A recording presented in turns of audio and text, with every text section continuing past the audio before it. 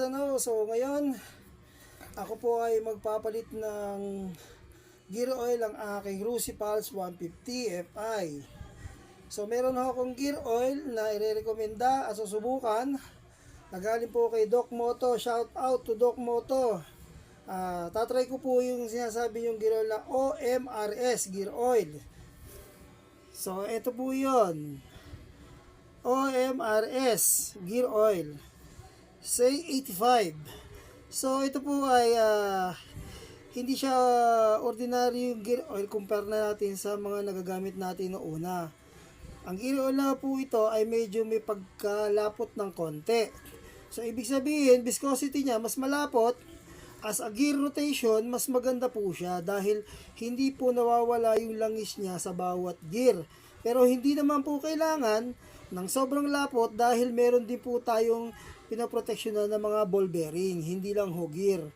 So yung viscosity niya, so tamang-tama lang po, say 85. So sinabi po nakalagay po rito is super low friction, low noise. So 120 ml po yan. Susubukan po natin yan sa aking motor. So ngayon, para masubukan kung talagang magiging maayos at tatagal na tatagal yung aking panggilid. So subukan ko naman yung mga dating gear oil, so okay naman po siya. Wala naman ako naging problema sa motor ko. Pero ito, susubukan ko kasi mas nagustuhan ko yung viscosity niya. Say 85, mas malapot ng konti. So let's go po, Kapasanaw, at try natin. So ito po mga Kapasanaw, dadalhin po tayo.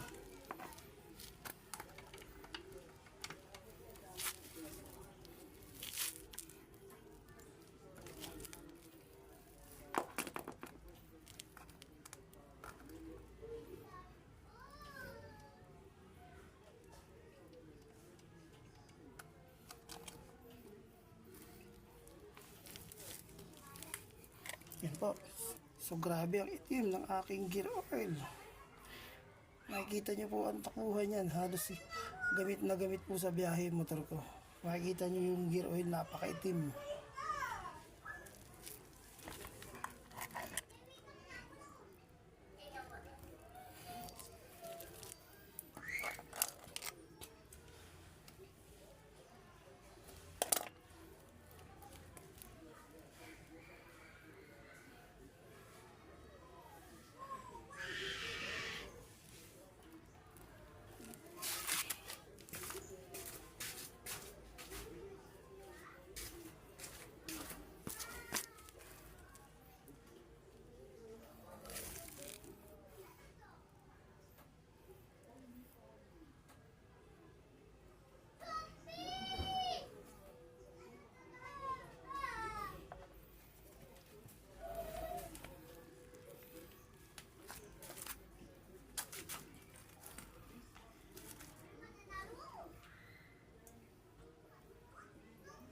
Pagilid lang natin ng konti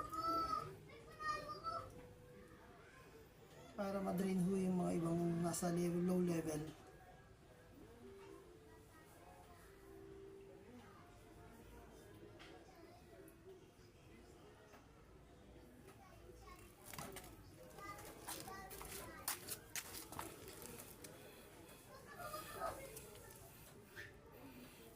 Makikita nyo po, sobrang itim.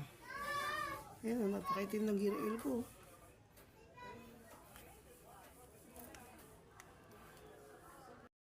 So ito po selyado pa po yan.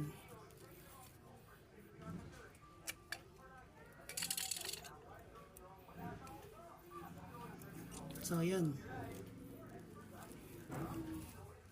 OMRS Doc Moto, shout out. Baka naman.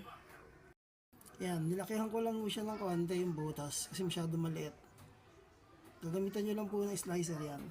So ilalagay ko na po siya, mga Kapasanaw.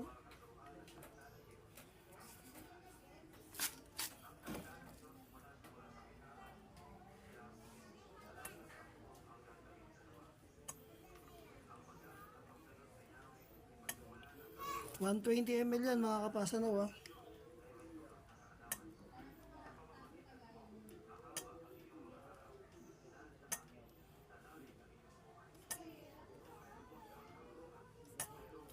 Mas malapot nga siya ng konti.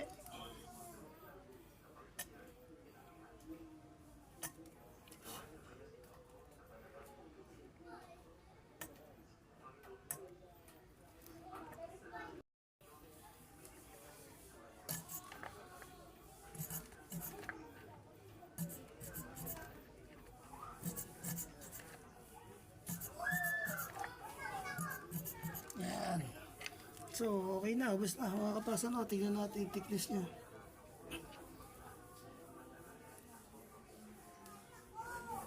Mas malapot nga siya ng konti. Good.